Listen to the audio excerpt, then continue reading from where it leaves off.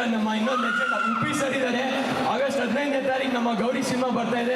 ಆದರೆ ನಾನು ನಮ್ಮ UI ಸಿನಿಮಾಗೆ ಕಾಯ್ತಾ ಇದ್ದೀನಿ ಸರ್, ನಿಮ್ಮ ಸ್ಪೆಷಾಲಿಟಿಗೆ. So thank you so much sir ಬಂದಿರೋದು ಇವತ್ತು ಮತ್ತೆ. Okay, super. ಸಾನಿಯಾ